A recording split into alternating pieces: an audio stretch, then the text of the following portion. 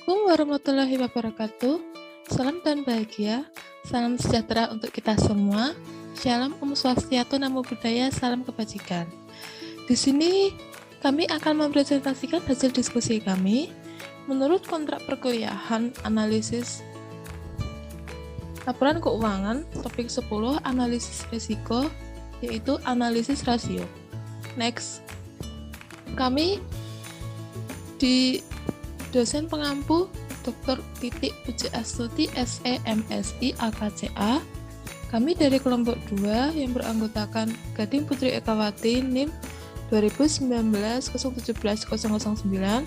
Yang kedua, saya sendiri Kansa Anandia Nur Hidayati NIM 2019-017-010. Yang ketiga, Rica Hanaria Simbolon NIM 2019-017-023. Dan yang terakhir, Nurul Finadia Margiani dengan NIM 2019-017-030. Next. Nah, yang pertama adalah sumber risiko. Analisis risiko merupakan pasangan kembar dari analisis profitabilitas. Keduanya dipakai untuk menentukan daya tarik suatu perusahaan. Nah, untuk ini membicarakan alat untuk menganalisis risiko perusahaan dengan menggunakan analisis rasio. Berikut adalah sumber-sumber rasio. Yang pertama adalah internasional dengan contoh risiko yang timbul, ketidakstabilan pemerintah lokal atau setempat, ketidakstabilan kebijakan pemerintah setempat, pengambil alihan perusahaan dengan pemerintah setempat, risiko perubahan kurs mata uang, dan resesi dunia. Yang kedua adalah domestik dengan contoh risiko yang timbul adalah resesi, inflasi atau deflasi, perubahan tingkat bunga, perubahan demografis, perubahan kebijakan dalam negeri, dan perubahan politik dalam negeri.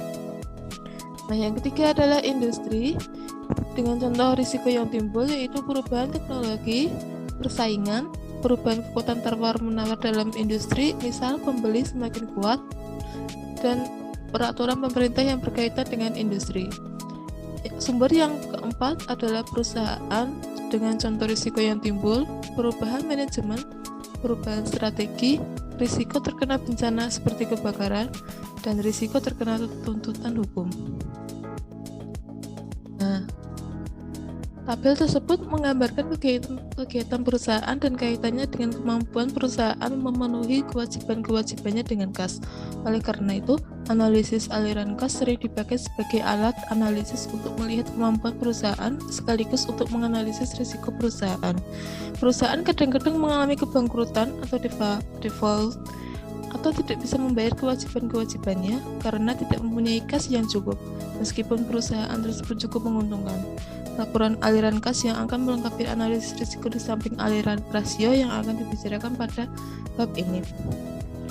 Kegiatan perusahaan dan aliran kas yang dihasilkan atau dibutuhkan.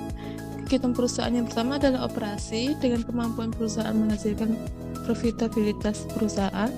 Kebutuhan yang menggunakan kas adalah kebutuhan modal kerja.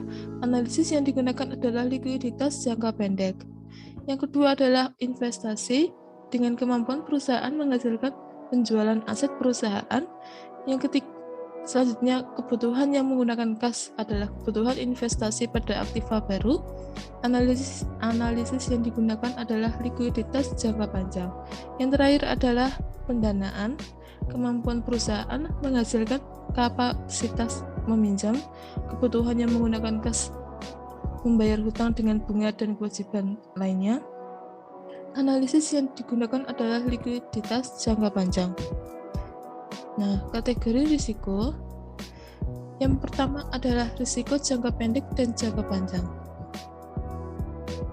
Analisis risiko biasanya dibagi menjadi dua bagian, yaitu analisis risiko jangka pendek atau short term liquidity risk dan analisis risiko jangka panjang atau long term liquidity risk. Struktur pembicaraan pada bab ini juga membagi analisis menjadi dua bagian, yaitu analisis risiko jangka pendek dan analisis risiko jangka panjang. Analisis risiko jangka pendek memfokuskan pada kemampuan perusahaan memenuhi kewajiban jangka pendeknya atau kurang dari 1 tahun, sedangkan yang jangka panjang memfokuskan pada kemampuan perusahaan memenuhi kewajiban jangka panjangnya lebih dari 1 tahun. Risiko bisa dikelompokkan menjadi dua, yaitu Yang pertama adalah risiko perusahaan spesifik dan risiko sistematis atau risiko pasar. Risiko sistematis dan tidak sistematis dibagi menjadi dua. Risiko sistematis dan tidak sistematis. Risiko sistematis yaitu risiko yang tidak bisa didiversifikasi. Yang kedua adalah risiko tidak sistematis, yaitu risiko yang bisa didiversifikasi. Menurut Kompas, diversifikasi adalah mencoba peluang keuntungan dari produk atau jasa lainnya. Apabila perusahaan mengalami penurunan pendapatan dari penjualan salah satu barang atau jasa, perusahaan masih bisa mendapatkan keuntungan dari produk atau jasa lainnya.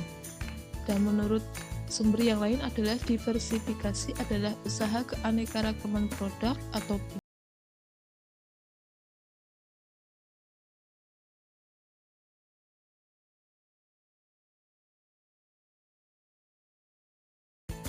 next. Risiko jangka pendek yaitu dibagi lagi menjadi 4, yaitu rasio lancar, rasio quick, rasio aliran kas operasional terhadap utang lancar, dan rasio aktiva modal kerja. Yang kedua adalah rasio jangka pendek yang dibagi menjadi 3, yaitu rasio interest coverage. Yang kedua, rasio aliran kas operasional terhadap total hutang. Yang ketiga adalah rasio aliran kas operasional terhadap pengeluaran modal. Next. Risiko likuiditas jangka pendek yang pertama adalah rasio lancar. Rasio lancar dihitung dengan membagi aktiva lancar dengan utang lancar, atau current ratio sama dengan current asset per current liabilities. Rasio ini menunjukkan besarnya kas yang dipunyai perusahaan ditambah aset-aset yang bisa berubah menjadi kas dalam waktu 1 tahun, relatif terhadap besarnya utang-utang yang jatuh tempo dalam jangka waktu terdekat, tidak lebih dari 1 tahun pada tanggal tertentu seperti tercantum pada neraca. Perubahan prinsip akuntansi juga akan mempunyai pengaruh terhadap rasio lancar. Perubahan dari metode FIFO ke LIFO untuk persediaan akan cenderung memperkecil rasio lancar. Dalam FIFO, harga pokok penjualan mempunyai kecenderungan lebih kecil dan persediaan akan mempunyai kecenderungan lebih besar. Harga barang dagangan yang masuk kemudian akan cenderung mempunyai harga yang lebih tinggi dibanding dengan harga barang dagangan yang masuk lebih dulu. Dalam LIFO, harga pokok penjualan akan cenderung lebih besar dan persediaan akan mempunyai kecenderungan lebih kecil. Penggunaan LIFO akan cenderung memperkecil rasio lancar. Dalam periode inflasi, metode LIFO akan menghasilkan kemungkinan laba bersih terendah. Alasannya karena harga pokok barang yang diperoleh terakhir akan mendekati nilai ganti barang yang dijual. Keuntungan lain adalah penghematan pajak karena laba yang dihasilkan adalah yang paling rendah sehingga akan menghasilkan pajak penghasilan yang lebih rendah. Bila dibandingkan dengan metode FIFO ataupun metode rata-rata dalam periode deflasi, pengaruh yang terjadi adalah kebalikannya. Pada PSAK 14 tahun 1994 dikatakan bahwa persediaan dapat dinilai dengan metode LIFO, FIFO, atau wage average. Sedangkan pada ED-PSAK 14 revisi tahun 2014 menyatakan bahwa persediaan dinilai dengan FIFO dan average method saja. Lalu pada akhirnya LIFO tetap boleh digunakan untuk perhitungan persediaan perusahaan. Penggunaan LIFO ini diizinkan untuk keperluan analisa keuangan sebagai perbandingan dari kemampuan kredibilitas yang benar-benar sesuai dengan kondisi keuangan atau perekonomian yang terjadi pada saat tertentu antara suatu perusahaan dengan perusahaan lainnya dalam satu industri, tetapi tidak diperkenankan dalam perhitungan pajak perusahaan. Ada beberapa yang perlu diperhatikan yang bisa menyulitkan interpretasi rasio lancar. Yang pertama adalah jika rasio lancar lebih besar dari 1, kenaikan aktiva lancar dan utang lancar dalam jumlah yang sama akan menurunkan rasio lancar.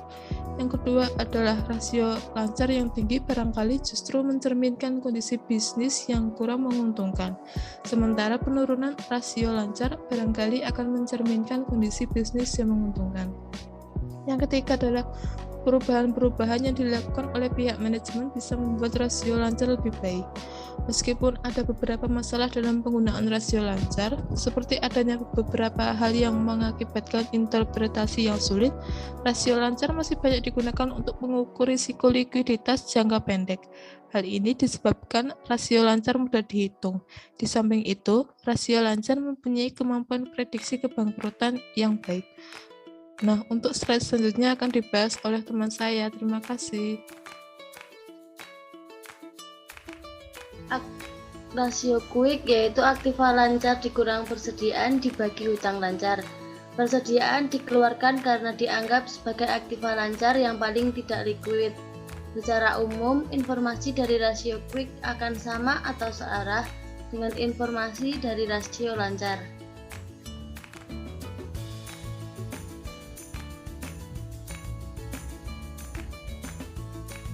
Rasio aliran kas terhadap hutang lancar. Rumusnya, aliran kas dari operasi dibagi rata-rata hutang lancar. Studi empiris di Amerika Serikat memperlihatkan bahwa rasio aliran kas terhadap hutang lancar untuk kondisi bisnis yang sehat adalah sekitar 0,4 atau lebih. Pada industri yang relatif sudah memasuki tahap kedewasaan, secara umum tidak akan kesulitan memperoleh surplus kas dari operasi mereka. Rasio aktivitas modal kerja, siklus bisnis, kas keluar untuk membayar, masuk dari pembeli. Rasio aktivitas modal kerja menghitung seberapa cepat modal kerja berputar atau menghitung berapa lama dana tertanam di modal kerja. Beberapa rasio: rata-rata umur piutang, rata-rata umur persediaan, rata-rata umur hutang. Rata-rata lamanya hutang, persediaan, dan piutang dalam hari. Item ada utang, persediaan, piutang. Lamanya utang minus 30, persediaan 20, piutang 35. Siklus kas berdasarkan data di atas adalah 35 ditambah 20 minus 30 adalah 25 hari. Berarti rata-rata kas yang dikeluarkan perusahaan akan kembali lagi dalam jangka waktu 25 hari. Semakin pendek siklus kas tersebut berarti semakin cepat kas masuk ke perusahaan, yang berarti semakin banyak kas masuk ke perusahaan. Dan akhirnya semakin berkurang risiko likuiditas jangka pendek perusahaan. Siklus kas dihitung dengan formula semacam ini. Siklus kas sama dengan rata-rata umur piutang ditambah rata-rata umur persediaan dikurangi rata-rata umur utang. Utang dipakai sebagai pengurang karena dengan menggunakan utang, perusahaan tidak perlu membayar kas terlebih dahulu atau menunda kas keluar. Dan ini akan memperpendek siklus kas. Untuk melihat rata-rata umur piutang, utang, dan persediaan, kita harus menghitung perputaran aktiva-aktiva tersebut. Berikut ini perhitungan perputaran aktiva-aktiva tersebut. Untuk melihat rata-rata umur piutang, utang, dan persediaan, kita harus menghitung perputaran aktiva-aktiva tersebut. Perputaran piutang, penjualan dibagi rata-rata piutang. Perputaran persediaan, harga pokok penjualan dibagi rata-rata persediaan. Perputaran utang, pembelian dibagi rata-rata utang. Pembelian adalah harga pokok penjualan ditambah persediaan akhir dikurang persediaan awal.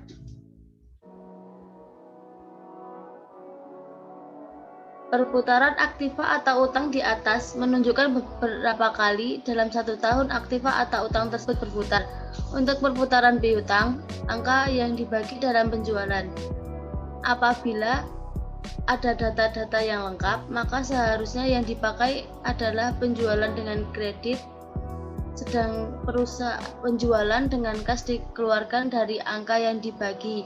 Untuk persediaan, harga pokok penjualan dipakai karena persediaan dinyatakan dalam harga perolehan atau historical cost. Dan untuk perputaran piutang, angka yang dibagi adalah pembelian. Pembelian kemudian diukur dengan menambahkan harga pokok penjualan ke persediaan akhir dan kemudian mengurangkan persediaan awal. Sebagai pembagi digunakan angka rata-rata. karena perputaran piutang mengukur perputaran selama satu periode tertentu atau dalam hal ini 1 tahun. Setelah perputaran tersebut dihitung, langkah selanjutnya adalah menghitung jangka waktu rata-rata untuk tiap aktiva atau utang tersebut. Ini dilakukan dengan membagi 1 tahun dengan perputaran masing-masing aktiva atau utang tersebut. Rata-rata umur piutang 65 dibagi perputaran piutang, rata-rata umur persediaan 365 dibagi perputaran persediaan, rata-rata umur utang 365 dibagi perputaran utang. Saya akan melanjutkannya. Siklus kemudian bisa dihitung dengan menggunakan rumus di atas, atau analisis juga menganalisis komponen-komponen di atas secara sendiri-sendiri. Misalkan dua perusahaan mempunyai siklus kas sebagai berikut. Bisa kita lihat pada tabel di atas, keterangan perusahaan A dan perusahaan B. Siklus piutang pada perusahaan A 30,9 hari, di perusahaan B 32,6 hari. Siklus persediaan di perusahaan A 68,9 hari, di perusahaan B 89,89 hari. Di siklus utang pada perusahaan A minus 43,5 hari, di perusahaan B minus 41,5 hari. Siklus kas pada perusahaan A 56,3 hari, di perusahaan B 80,1 hari. Siklus perusahaan A lebih pendek dibandingkan siklus perusahaan B. Perusahaan A dalam hal ini mempunyai risiko likuiditas jangka pendek yang lebih kecil dibandingkan perusahaan B. Yang kedua, misalkan dengan data historis kedua perusahaan tersebut mempunyai data keuangan dan rasio-rasio dalam 3 tahun terakhir ini sebagai berikut. Bisa kita lihat pada tabel di atas. Kas operasi pada perusahaan A tahun pertama 400, tahun kedua 410, tahun ketiga 450. Di perusahaan B tahun pertama 600, tahun kedua 610, tahun ketiga 650. Kas investasi atau penjualan dan pembelian pabrik. Perusahaan A pada tahun pertama 200, tahun kedua 250, tahun ketiga 240. Di perusahaan B tahun pertama 300, tahun kedua 320, tahun ketiga 340. Utang lancar pada perusahaan A tahun pertama 667, tahun kedua 661, tahun ketiga 692. Di perusahaan B tahun pertama 1224, tahun kedua 1173, di tahun ketiga 1300. Rasio lancar di perusahaan A tahun pertama 1,75, tahun kedua 1,74, tahun ketiga 1,72. Perusahaan B tahun pertama 1,55, tahun kedua 1,55, dan tahun ketiga 1,51. Rasio liquid di perusahaan A tahun pertama 0,70, tahun kedua 0,60, tahun ketiga 0,55. Di perusahaan B tahun pertama 0,69, tahun kedua 0,65, tahun ketiga 0,61. Rasio aliran kas terhadap utang lancar. Di perusahaan A tahun pertama 0,60, tahun kedua 0,62, tahun ketiga 0,65. Di perusahaan B tahun pertama 0,49, tahun kedua 0,59, tahun ketiga 0,50. Dari data di atas, nampak bahwa perusahaan A mempunyai kemampuan likuiditas yang lebih baik dibandingkan perusahaan B. Secara umum, kedua perusahaan mengalami penurunan pada rasio lancar. Meskipun tidak begitu besar penurunannya, rasio liquid untuk kedua perusahaan tersebut mengalami penurunan yang cukup berarti. Hal ini barangkali disebabkan karena kedua perusahaan tersebut menjual surat berharga mereka untuk membiayai program ekspansi mereka. Misalkan mereka melakukan ekspansi. Secara umum, penurunan rasio liquid menunjukkan meningkatkan rasio likuiditas mereka. Apalagi kalau program ekspansi tersebut masih berlangsung lama. Tetapi rasio aliran kas terhadap utang lancar kedua perusahaan tersebut masih stabil, bahwa menunjukkan kecenderungan meningkat. Meningkatnya risiko likuiditas yang dibebani oleh kemampuan menghasilkan aliran kas yang stabil, menunjukkan rasio likuiditas tidak terlalu menjadi masalah bagi kedua perusahaan tersebut. Risiko likuiditas jangka panjang mencerminkan ketidakmampuan perusahaan memenuhi kewajiban jangka panjang beberapa rasio. Yang pertama, rasio hutang. Yang kedua, rasio interest coverage atau kemampuan membayar bunga. Yang ketiga, rasio aliran kas operasi terhadap total hutang. Yang keempat, rasio aliran kas terhadap pengeluaran modal. Dibicarakan analisis probabilitas. Analisis probabilitas juga bisa dipakai sebagai pelengkap analisis perusahaan, menghasilkan aliran kemampuan perusahaan. Probabilitas yang bagus mencerminkan kemampuan perusahaan memperoleh aliran kas yang baik dan dengan demikian mencerminkan rasio yang lebih kecil. Bisa kita lihat pada tabel 10.05, rasio likuiditas jangka panjang. Utang jangka panjang pada perusahaan A pada tahun pertama 200, tahun kedua 250, tahun ketiga 220. Di perusahaan B tahun pertama 270, tahun kedua 300, dan tahun ketiga 290. Modal sendiri pada perusahaan A tahun pertama 800, tahun kedua 750, tahun ketiga 780. Pada perusahaan B tahun pertama 730, tahun kedua 700, tahun ketiga 710. Total aset perusahaan A tahun pertama 2000, tahun kedua 2000, tahun ketiga 2000. Perusahaan B juga begitu, sama total asetnya 2000. Rasio utang jangka panjang pada perusahaan A tahun pertama 20%, tahun kedua 25%, tahun ketiga 22%. Di perusahaan B tahun pertama 26%, tahun kedua 30%, tahun ketiga 29%. Rasio utang modal saham pada perusahaan A tahun pertama 25%, tahun kedua 33,3%, tahun ketiga 28%. Pada perusahaan B tahun pertama 37%, tahun kedua 43%, tahun ketiga 41%. Rasio utang jangka panjang total aset perusahaan A tahun pertama 10%, tahun kedua 12,5%, tahun ketiga 11%. Perusahaan B tahun pertama 13,5%, tahun kedua 15%, tahun ketiga 14,5%. Rasio utang mengukur besarnya hutang jangka panjang dalam struktur modal suatu perusahaan. Beberapa contoh rasio hutang. Yang pertama, rasio hutang jangka panjang. Yang kedua, rasio hutang modal saham. Yang ketiga, rasio hutang jangka panjang total aset. Yang keempat, rasio hutang total item of balance sheet perlu diperhatikan. Next, Mbak.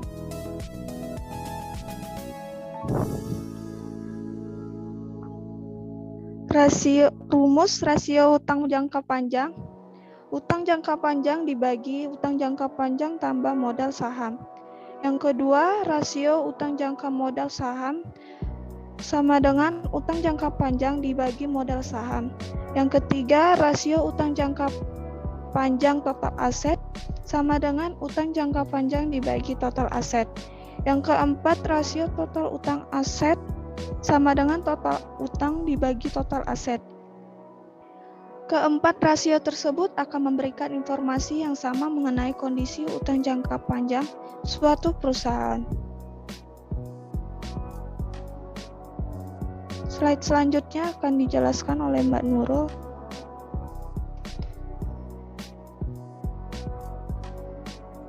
Baik, selanjutnya, untuk memperoleh gambaran yang menyeluruh mengenai kewajiban perusahaan yang bersifat tetap, item-item di atas bisa dimasukkan ke dalam analisis. Nah, misalnya itu pada tahun 1, kewajiban yang bersifat tetap, sewa dan pensiun berjumlah 75 untuk perusahaan A dan berjumlah 25 untuk perusahaan B. Informasi tersebut bisa dipakai untuk menghitung kembali rasio-rasio di slide sebelumnya sebagai berikut. Untuk rasio utang jangka panjang perusahaan A sebesar 25,6% dan untuk perusahaan B sebesar 28,9%. Untuk rasio utang modal saham, perusahaan A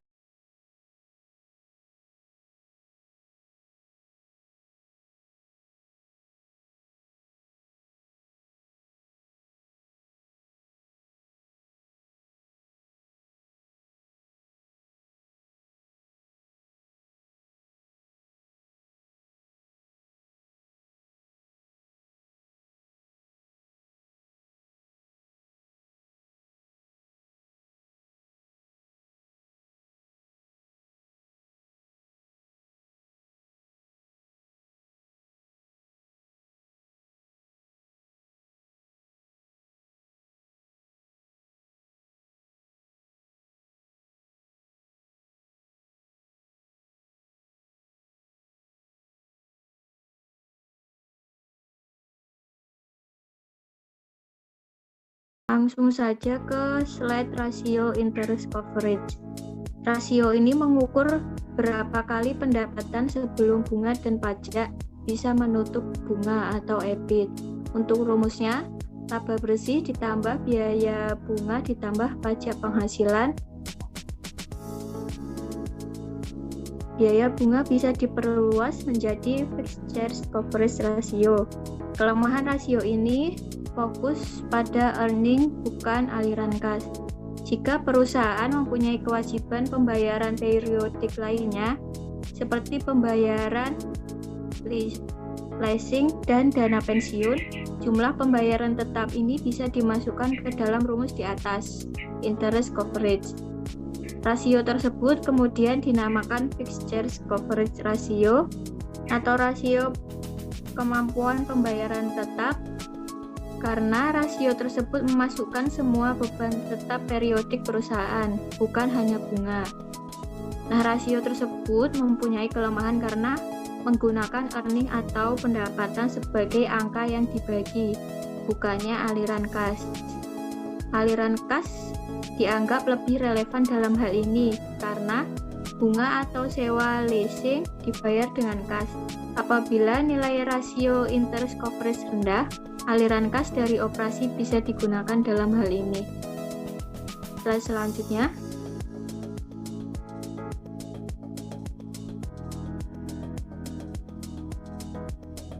Rasio aliran kas operasional terhadap utang. Untuk rumusnya, aliran kas dari operasi kas dibagi rata-rata total hutang. Nah, aliran kas dari operasi bisa dilihat dari laporan aliran kas, yaitu dalam komponen operasinya.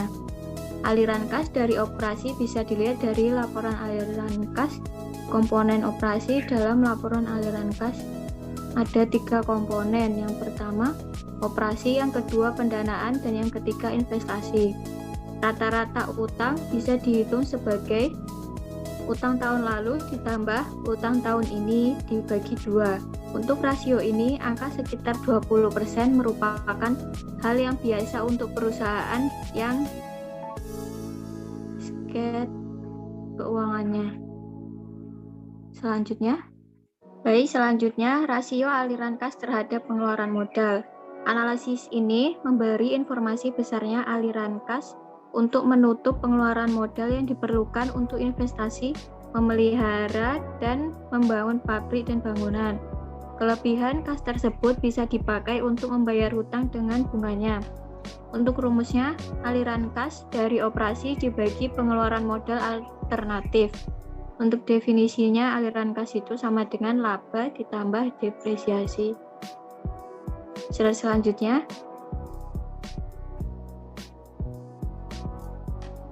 Rasio aliran kas terhadap pengeluaran modal bisa dihitung sebagai berikut. Besar kecilnya aliran kas untuk pengeluaran investasi akan sangat bergantung dari siklus produk yang dipunyai. Apabila perusahaan beroperasi pada industri yang relatif dewasa, seperti industri makanan, maka kas yang dikeluarkan untuk investasi tidak akan terlalu banyak. Dan sebaliknya, kas masuk relatif cukup besar dibandingkan dengan investasinya. Karena itu, kas yang lebih besar bisa diharapkan dari industri semacam ini, dan rasio yang lebih besar dari 1 bisa diharapkan dari industri ini. Hal yang sebaliknya bisa diharapkan dari industri yang baru tumbuh seperti industri komputer PC. Pada industri ini, pengeluaran investasi untuk membangun prasarana produksi, pemasaran, dan lainnya masih tinggi, sementara pemasukan kas belum terlalu banyak. Rasio di atas bisa dianalisis lebih lanjut dengan mengevaluasi setiap segmen dalam perusahaan. Segmen perusahaan bisa berupa segmen berdasarkan produk.